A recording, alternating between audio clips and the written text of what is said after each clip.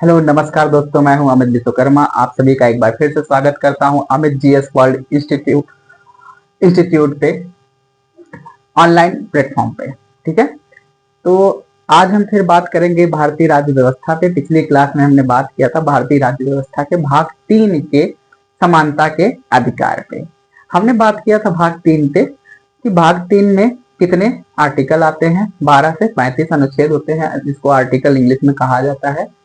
भाग 3 को ही Magna carta नैसर्गिक कहते हैं। यह फ्रेंच भाषा का शब्द है।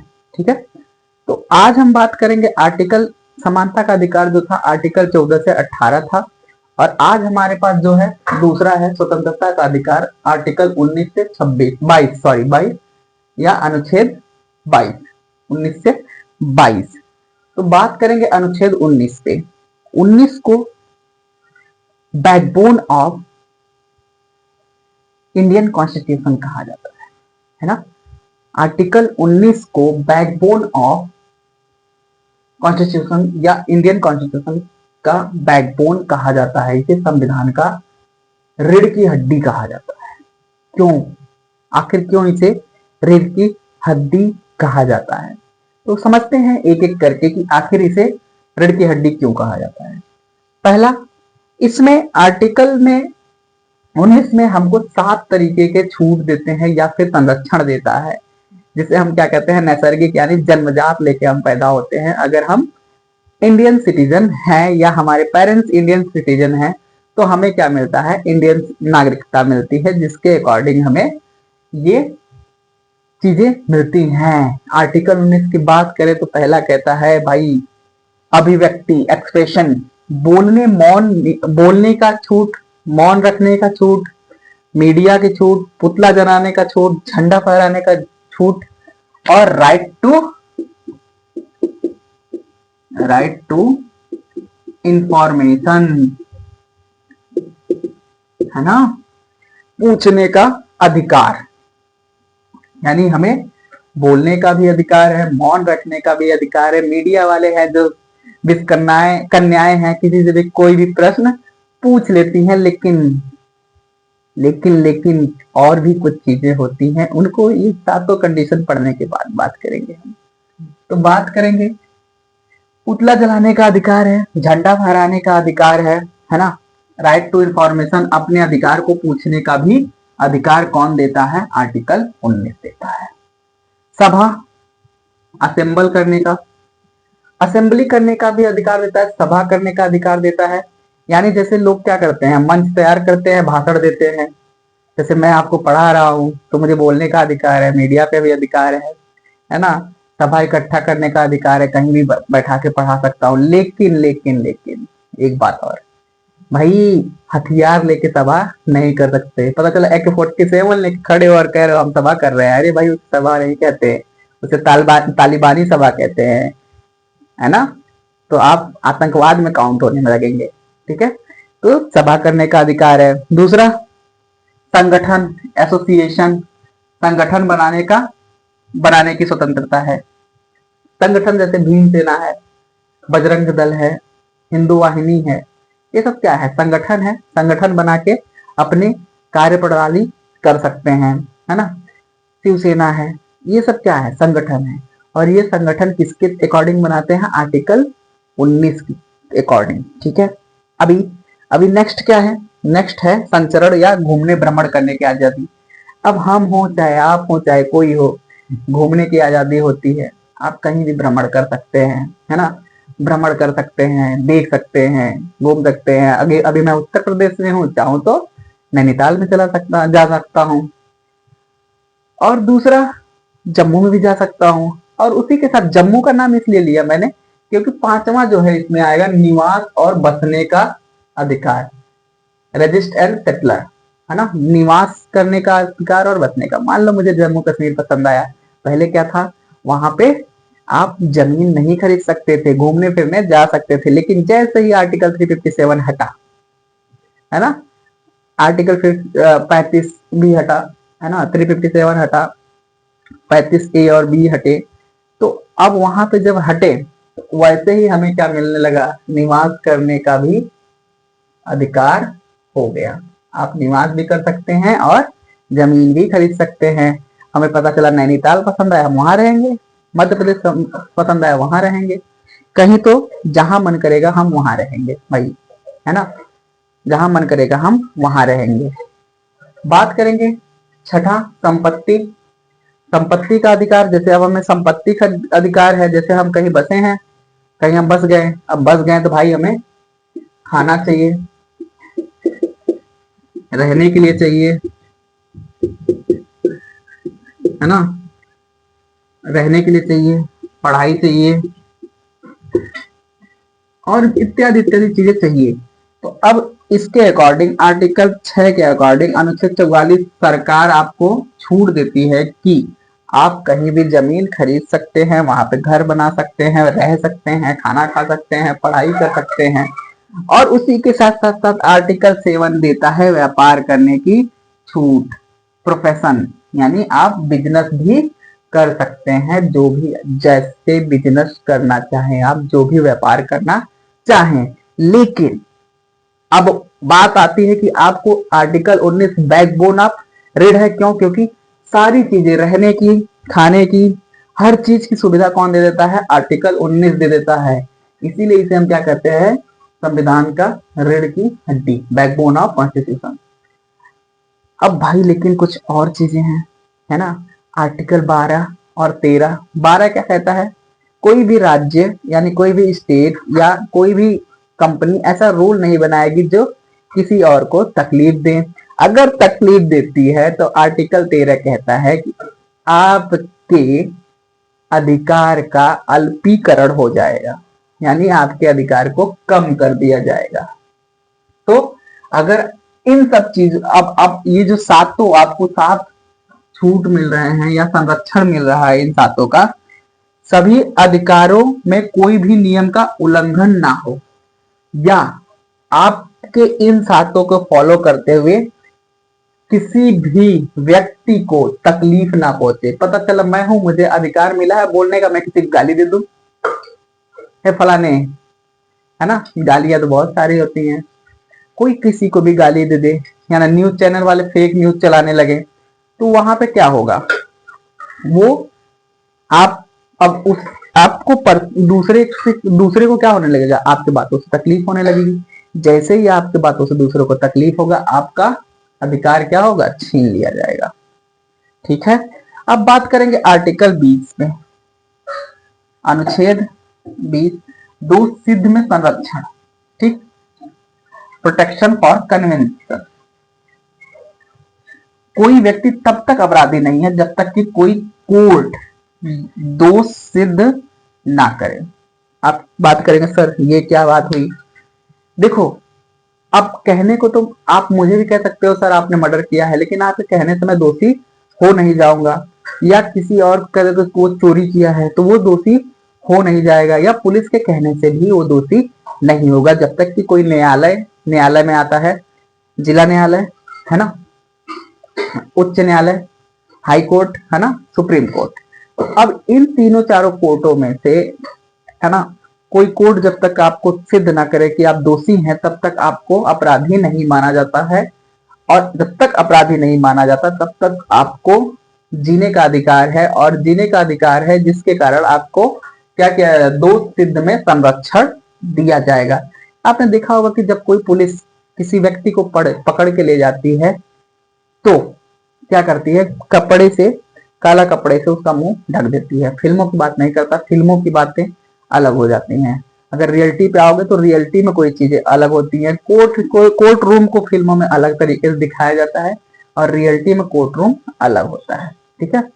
और कपड़े से मुंह ढक के इसलिए ले जाया जाता है क्योंकि उसे भी जीने का अधिकार है। मान लो आप पे झूठा आरोप लग गया, आप मर्डरर हैं, या कोई जघन्य अपराध किए हैं, या आप चोरी किए हैं, आप पे झूठा आरोप लग गया और आप कोर्ट में गए, दोषी सिद्ध नहीं हुए, यानी आप दोषी सिद्ध कब होंगे? जब आप दोष किए होंगे, अपराध किए होंगे। आप अपराध नहीं किए इसलिए अपराधी तो है नहीं। लेकिन अगर आपको ऐसे खुले मुंह ऐसे आपका फेस दिखा के ले जाया जाए, रिवील कर दी जाए और आप दोषी ना हो, तो आपको जीने में कितना दिक्कत होगा ना। इसलिए कोर्ट और कानून ध्यान रखता है कि अगला व्यक्ति जब तक दोषी सिद्ध ना हो जाए कोर्ट के अकॉर्डिंग, तब तक इसे अपराधी नहीं कहा जा सकता। तो इसीलिए संरक्षण दिया जाता है। अपराध के समय के कानून से सजा दी जाती है। इसमें 3 चीजें और आती हैं। अपराध के समय के कानून से सजा दी जाती है। जैसे अब 2026 चल रहा है और अब जैसे कि हमारा भारतीय दंड संहिता हो गई है, तो अब जो दंड प्रावधान में है, हम अभी अपराध किए और हमें 2027 में सिद्ध हुआ कि हाँ मैंने अपराध किया था, तब अब क्या होगा, वहां पे 2026 में मैंने अपराध किया था तो मुझे सजा भी 2026 के अकॉर्डिंग ही मिलेगा, 27 के अकॉर्डिंग नहीं, या फिर पिछले कानून के अकॉर्डिंग नहीं।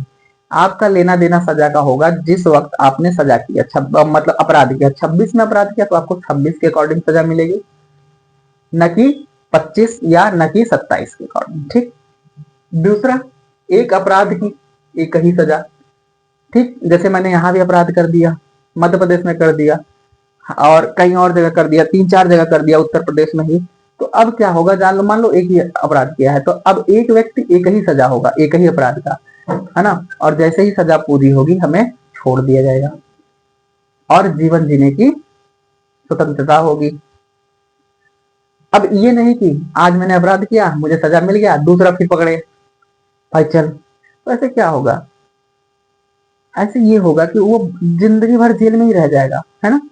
तो उसे क्या करना है, एक अपराध की एक ही सजा देनी है और पूरा करने के बाद वो स्वतंत्र है। ठीक। खुद के विरुद्ध गवाही नहीं, कोई मजबूर नहीं कर सकता। अगर आपको पुलिस पकड़ के ले जाती है तो जबरदस्ती कुबलवाती है, कुबलो कुबलो, है ना। या कभी कभी क्या होता है, प्रेशराइज होता है कि क्या तुमने अपराध किया है, हो सकता है तुम नहीं किए हो, तो सीधा सीधा क्या है, आपको पहली बात तो ये जान लीजिए कि जो पुलिस ऑडियो फॉर्म या फिर वीडियो फॉर्म में, सॉरी ऑडियो फॉर्म में रिकॉर्ड करती है या फिर जबरदस्ती आपसे बुलाती है, वो गवाही नहीं मानी जाती। क्योंकि आप जब भी आप अपने विरुद्ध अपराध कबूल नहीं कर सकते, यानी आपको कोई भी मजबूर नहीं कर सकता कि आप ये कहिए कि मैंने ये अपराध किया है, जब तक कि कोर्ट रूम में सिद्ध ना हो जाए, यानी न्यायालय में सिद्ध ना हो जाए। ठीक है। खुद के विरुद्ध कोई गवाही नहीं देता। ठीक। और खुद के विरुद्ध गवाही दी मानी भी नहीं जाती है। ठीक है। कहीं कहीं कभी कभी मानी भी जाती है, अगर आपका सीसीटीवी में दिख रहा है, आप सीसीटीवी अपराध कर रहे हैं, सीसीटीवी में दिख रहा है, आप प्रत्यक्ष दिख रहा है, तो वो चीजें कभी कभी मानी जाती है। ठीक है। अब बात करेंगे अनुच्छेद 21 की, प्राण एवं दैहिक स्वतंत्रता। प्राण एवं दैहिक स्वतंत्रता, 2 चीज आ गई, प्राण और दैहिक स्वतंत्रता। दूसरा लाइफ जान लेते हैं, लाइफ एवं पर्सनल लिबर्टी। लाइफ में पर्यावरण, आत्महत्या और हेल्थ। ठीक। पर्यावरण को आप नुकसान नहीं पहुंचा सकते, आत्महत्या ये आपकी दैहिक स्वतंत्रता, लाइफ की स्वतंत्रता नहीं है। अगर आप आत्महत्या किए, ठीक है, अगर हो गया तब तो ठीक है, अगर बच गए ना तो आपको सजा दी जाती है, आपके अकॉर्डिंग केस चलाया जाता है और आपको जेल में भेजा जाता है। ठीक है। क्योंकि यहाँ पे आपको कोई मार नहीं सकता या आप खुद को भी नहीं मार सकते, ये हक सिर्फ कोर्ट रूम को है। ठीक, न्यायालय को है। बाकी हेल्थ, आप अपनी हेल्थ की, स्वास्थ्य की सुरक्षा कर सकते हैं। अब बात करेंगे पर्सनल लिबर्टी की, एकांत और विदेश यात्रा। आप एकांत में रह सकते हैं और विदेश यात्रा भी कर सकते हैं।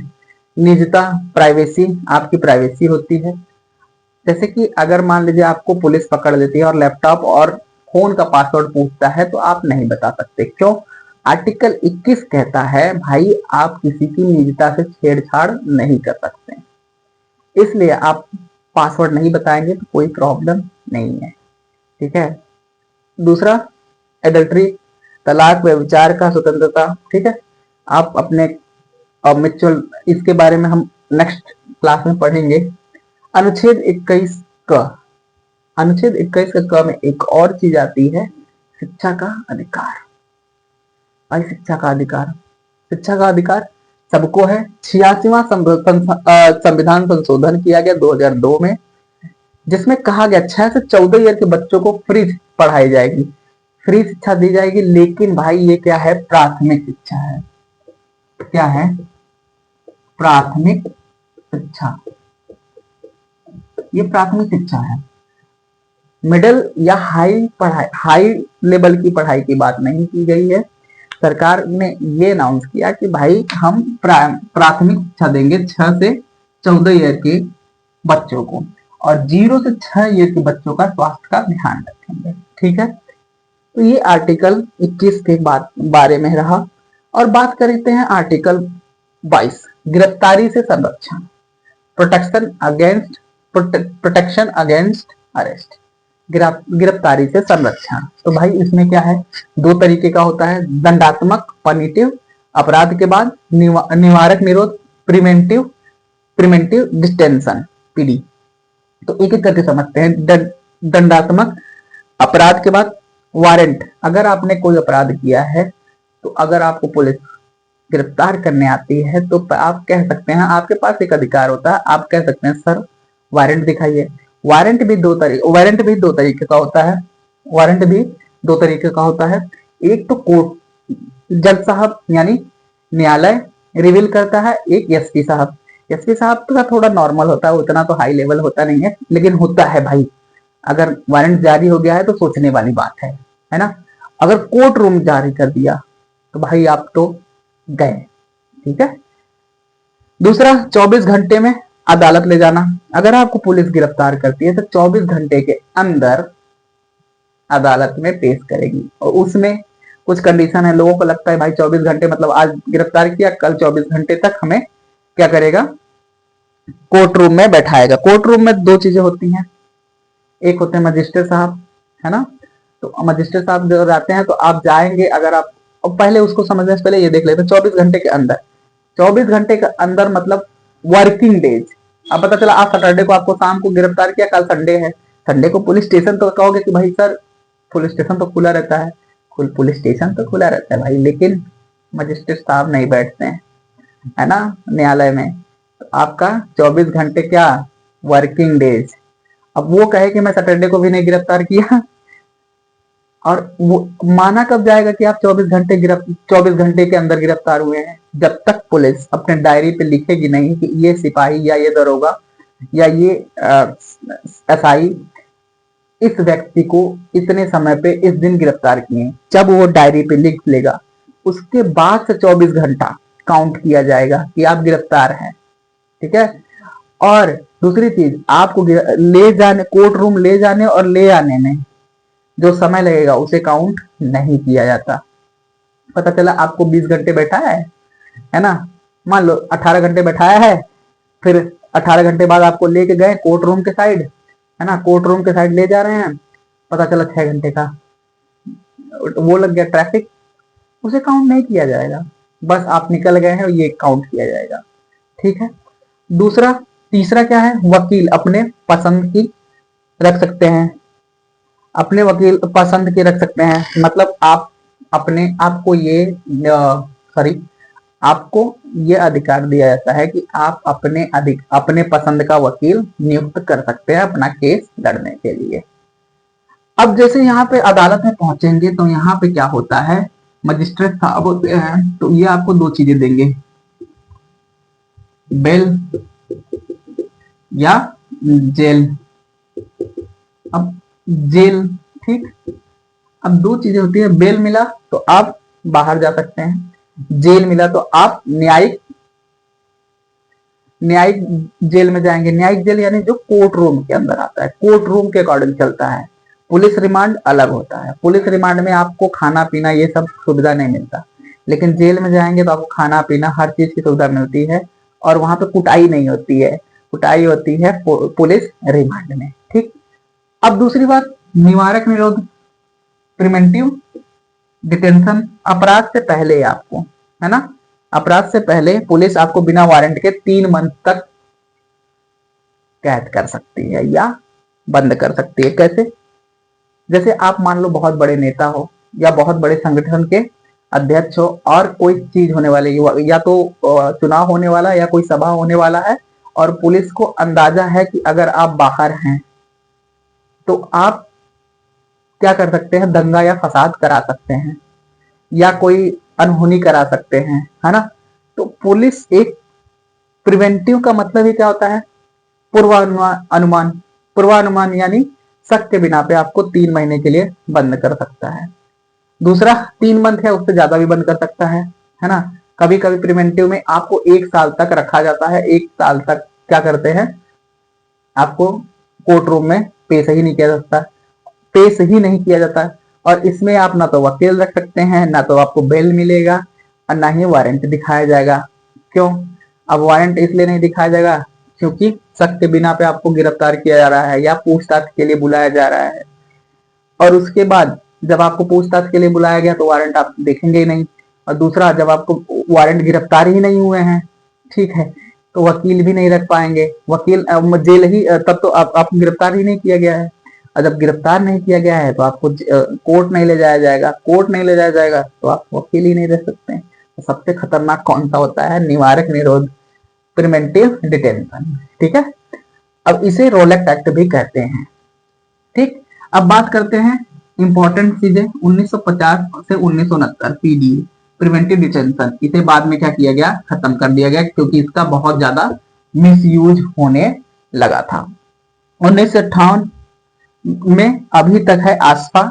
अब इसको हम पढ़ेंगे आर्टिकल 34 एंड 35 में, अनुच्छेद 34 और 35 में। 1967 now UAPA, unlawful activity preventive act, इसके अंतर्गत जो हमारा सीएए और एनआरसी का सीएए और एनआरसी के अकॉर्डिंग क्या चल रहा था, स्ट्राइक चल रहा था। तो इसके अकॉर्डिंग कई लोगों को गिरफ्तार किया गया था।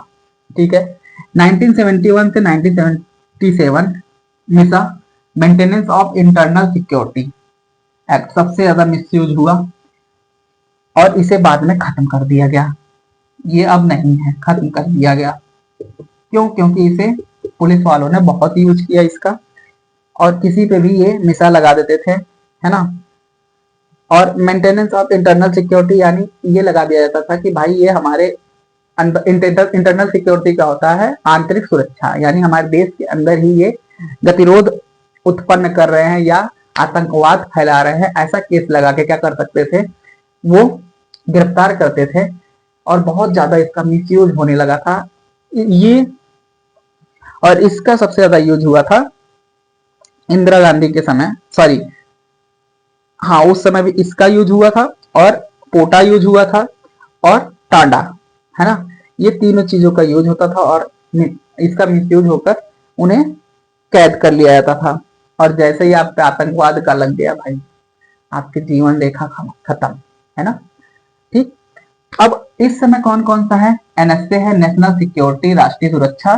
1 साल अरेस्ट बिना न्यायालय ले गए, 1 साल तक अरेस्ट किया जा सकता है आपको रासुका में, यानी एनएसए में, जो 1980 से चल रहा है, नेशनल सिक्योरिटी एक्ट, राष्ट्रीय सुरक्षा के अकॉर्डिंग। ठीक, अब 1988 terrorist and disruptive action preventive act, इसका भी मिसयूज होने लगा था। वही सेम, टेररिस्ट, आप टेररिस्ट हैं ऐसा कुछ केस लगा के गतिरोध उत्पन्न कर रहे हैं इंटरनल सिक्योरिटी में, तो ऐसे कोई भी क्या करते थे, सॉरी, ऐसा आपके ऊपर इल्जाम लगा के आपको जेल में ले जाया जाता था। कोटा 2001 से 2004 तक चला, इसे भी खत्म कर दिया गया और इसका भी मिसयूज हुआ। और यही चीज लगा था संजय दत्त पे। ठीक, संजय दत्त पे यही केस लगा था पोटा के अकॉर्डिंग, क्योंकि उनके गैरेज में क्या मिला था, AK-47 मिला था और कुछ मैगजीन्स मिले थे। ठीक है, अब बात, और उनके पिताजी उस समय काफी जाने माने राजनेता हुआ करते थे, जिसके कारण उनका इमेज भी खराब हुआ था। लेकिन अब कौन सा रनिंग में है, तो एक रनिंग में है, सॉरी, एनएसए और एक यूपीए, बस ये 2 चीजें रनिंग में है। तो आज की क्लास हम यहीं पे समाप्त करते हैं।